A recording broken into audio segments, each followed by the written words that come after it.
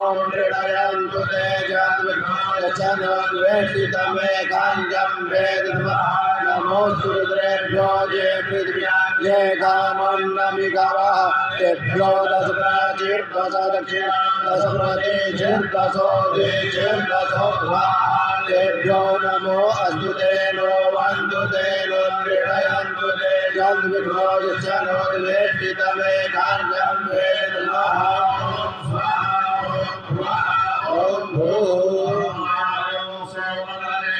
अनसनो गौरतः प्रजावन्तः सचेमहि एकदेर्द्रभागः सहस्रं विगतञ्जुर्स्वाहै गदेर्द्रभागः स्वाहा हृतो हृदयेन हृदयाग्रेण पशुपते सिद्धार्थेन भवन्ति सर्वं स्मभ्यामीशानं मन्युदेवमन्तः परस्म्येनोधरन्ते परिगुणा वसुतानो सेङ्गेनि कोश्याभ्यं पुरल्लोहितेन प्रभु।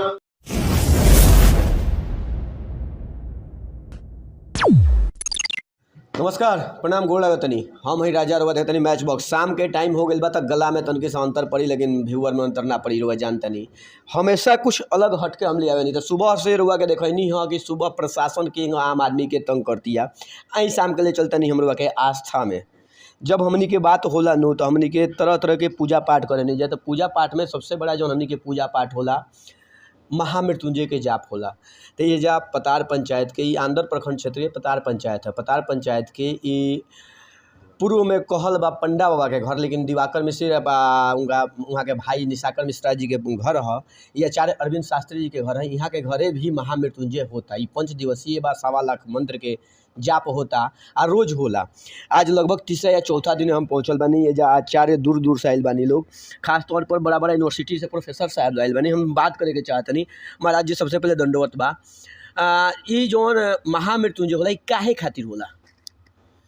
देखिए जैसा कि नाम ही है मृत्युंजय, मृत्युम जयति इति मृत्युंजय, जो मृत्यु को भी जीत ले। वस्तुतः मृत्यु ध्रुव सत्य है। मृत्यु जिसने भी जन्म लिया है उसकी मृत्यु सुनिश्चित है, लेकिन जो असामयिक मृत्यु होती है उसकी निवृत्ति के लिए सर्वोत्तम उपाय है। साथ ही 3 तरह के कर्म बताए गए हैं शास्त्रों में, क्रियमाण कर्म, संचित कर्म और प्रारब्ध कर्म। इनमें से क्रियमाण कर्म और संचित कर्म जो भी प्रतिकूल होंगे इस अनुष्ठान से निश्चित ही वो अनुकूल हो जाते हैं। हाँ, यदि वो कर्म प्रारब्ध रूप में परिणत हो गया होगा, फलोन्मुख हो गया होगा, तब तो महामृत्युंजय ही नहीं कोई भी बड़ा यज्ञ से यज्ञ, स्वयं ब्रह्मा जी भी उस विधि को नहीं टाल सकते।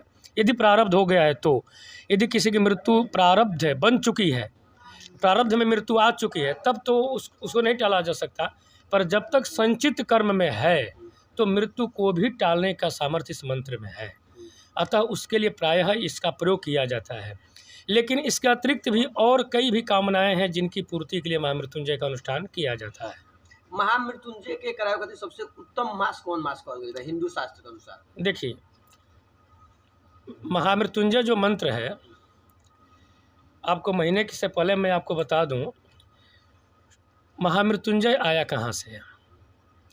अनेक कथाएं हैं। आज 50 से अधिक संख्या में महामृत्युंजय मंत्र मिलते हैं। उनमें से शुक्राचार्य और एक दम्भोद्धव नाम का राक्षस था, उसको मारने के लिए महामृत्युंजय मंत्र का प्रादुर्भाव हुआ। आपको मैं बहुत कम समय में बता दूं। शुक्राचार्य जी की तो कथा सबको मालूम है। जब समुद्र मंथन हुआ था, अमृत का बंटवारा हुआ, देवताओं को अमृत पिलाया गया, उसके बाद भयंकर देवासुर संग्राम हुआ। उस संग्राम में राक्षस मारे गए। उस राक्षस से दल का प्रतिनिधित्व कर रहे थे बलि महाराज, वो भी मारे गए। अंत में गुरु थे उनके शुक्राचार्य जी। गुरु जी को बड़ी पीड़ा हुई कि हमारा शिष्य मारा गया, तो गुरु जी ने भगवान शिव की आराधना करके और मृत्युंजय मंत्र को प्राप्त किया। वह मृत्युंजय जो 50 अक्षर का है, जिसका नाम मृत संजीवनी विद्या भी है।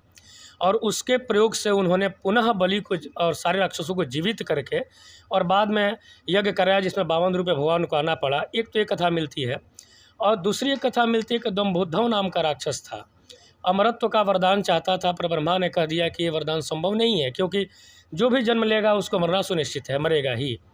अंत में उसने एक ऐसा वरदान मांग लिया जो अमर होने से कम वरदान नहीं था। उसने कह दिया कि ठीक है, सूर्य भगवान से, दम्भोद्धव ने सूर्य भगवान से उसने एक वरदान मांगा कि हमें सहस्र कवच प्रदान कर दिया जाए।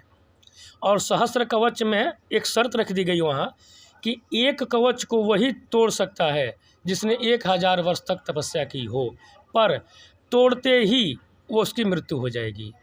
अब बताएं कि 1000 कवच मिल गए, एक कवच को वही शत्रु तोड़ सकता है जिसने 1000 वर्ष तक तपस्या की हो, पर तोड़ने के बाद भी वो विजयी नहीं होगा, वो मर जाएगा। ऐसी स्थिति में तो राक्षस अमर ही हो गया और अमर होकर सबको सताने लगा, पीड़ा पहुंचाने लगा। अंत में दक्ष की 16 कन्याएं थीं, जिसमें से 13 कन्याओं का विवाह हुआ था धर्म के साथ, एक का विवाह हुआ था शिव जी के साथ सती जी का, एक का विवाह हुआ था पितरों के साथ सुधा का, और एक पुत्री सुहा का विवाह हुआ था अग्नि के साथ। तो जो 13 पत्नियाँ थीं उनमें एक पत्नी थी मूर्ति नाम की। तो मूर्ति और धर्म के गोद से भगवान ने एक अवतार लिया नर और नारायण रूप में। शरीर 2 थे, आत्मा 1 थी। और नर नारायण रूप में भगवान ने अवतार लिया और गंधमादन पर्वत पर जो आज बद्रीनाथ है वहाँ चले गए और वहाँ जाकर इन लोगों ने तपस्या की। तपस्या के बाद नारायण ने चुनौती दी उस राक्षस को कि आ जाओ हम लड़ेंगे, और 1000 साल तक युद्ध चला। नारायण युद्ध करते रहे और ये नर तपस्या करते रहे। युद्ध में एक कवच टूटा, एक कवच टूटते ही नारायण मर गए। जब नारायण मर गए तो नर वहाँ आ गए और इसी महामृत्युंजय की विद्या से, इसी के प्रयोग से नारायण को जीवित कर दिया। अब नारायण फिर तपस्या में बैठ गए और नर लड़ने लग गए। दूसरा कवच टूट गया। फिर जब कवच टूट गया, नर मर गए, नारायण उठ करके आ गए, महामृत्युंजय के बल पर उसको जीवित कर दिया और लड़ने लगे। इस तरह से करते करते 999 कवच जब टूट गए, अंतिम कवच बच गया था। अब दम्भोद्धव ने समझ लिया कि अब हमारी मृत्यु सुनिश्चित हो चुकी है।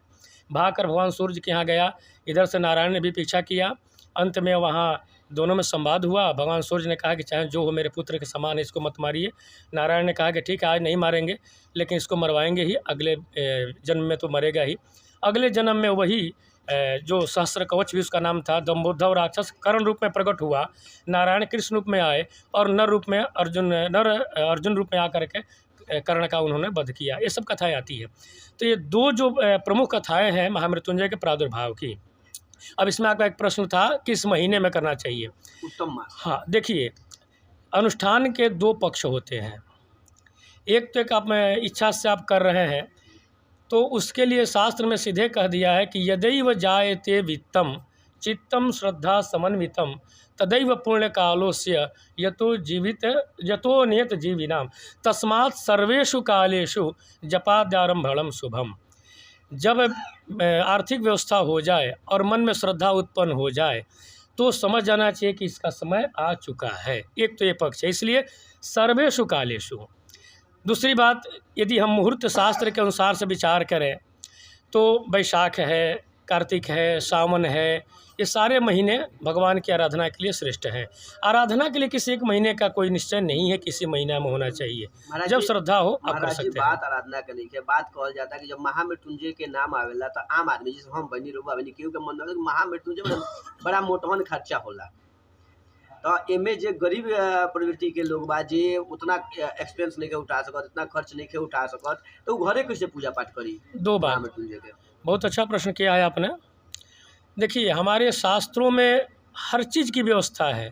आपको हमने पहले एक शब्द में संकेत किया था कि 50 से अधिक प्रकार के महामृत्युंजय मंत्र उपलब्ध होते हैं, और अभी हम लोग जो प्रयोग कर रहे हैं वो शुक्राचार्य को जो प्राप्त हुआ था उस मंत्र का प्रयोग हो रहा है।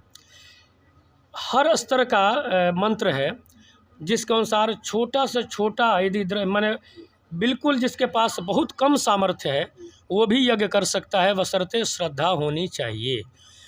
अर्थ मायने नहीं रखता है, बहुत खर्च लगता है, ये श्रद्धा को निर्भर करता है। कुछ नहीं, हमारे शास्त्रों में, चूँकि आप समय बहुत सीमित होगा मेरे ख्याल से, नहीं तो आपको मैं प्रमाण देता। बिल्कुल समय है। हाँ, तो ठीक है। हमारे एक ऋषि ने प्रश्न किया है कि यज्ञ यदि साधन नहीं होंगे तो हम कैसे करेंगे।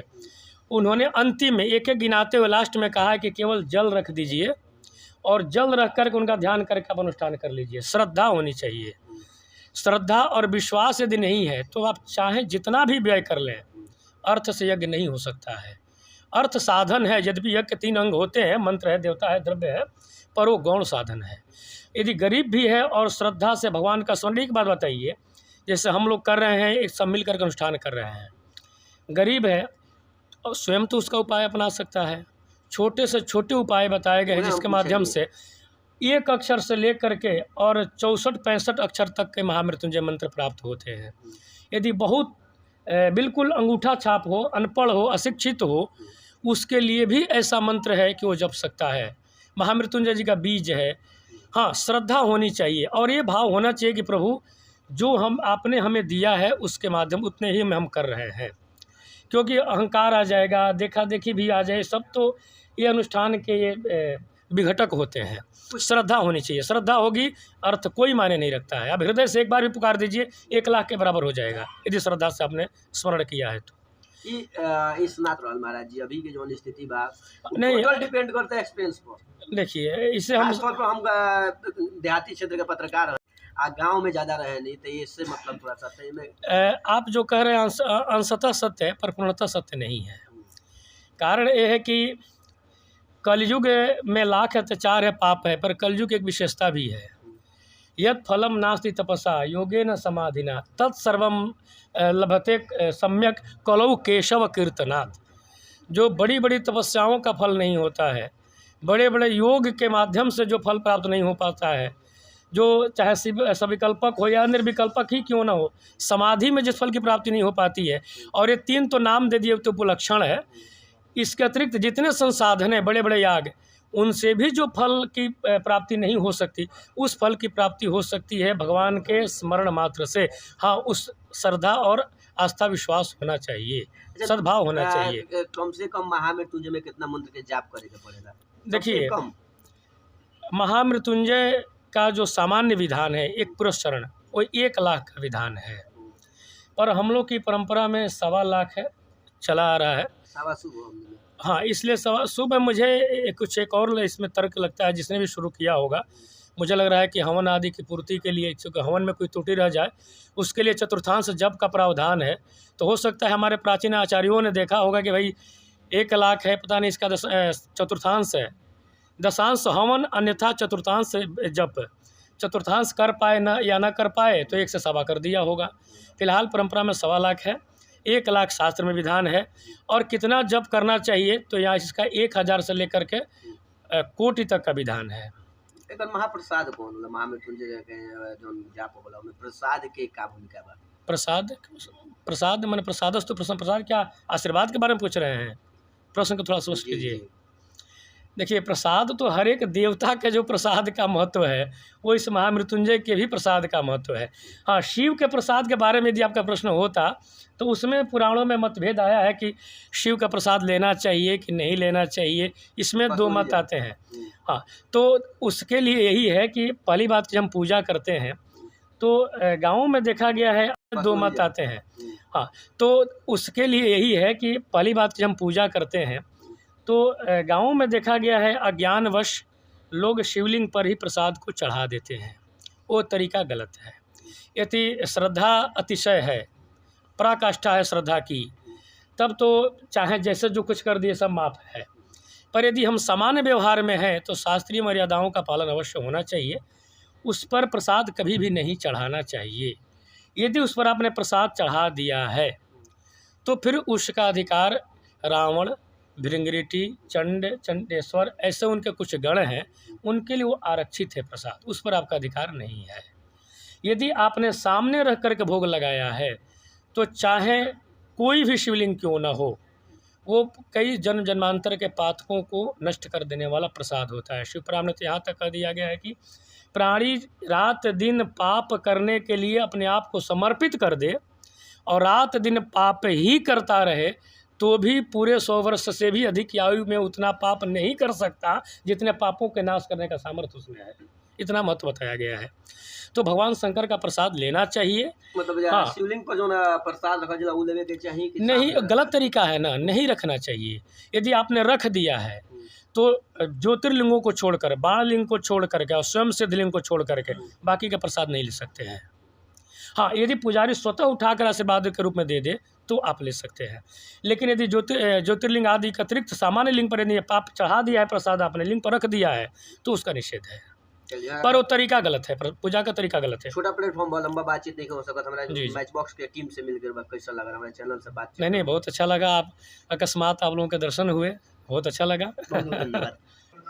तो ये जौन सार्थक बत क्वेश्चन सुनत रहनी हम मैच बॉक्स पर अलग हट हट के जौन हम लेके आवे नी मुहिम ओमे ई अलग करी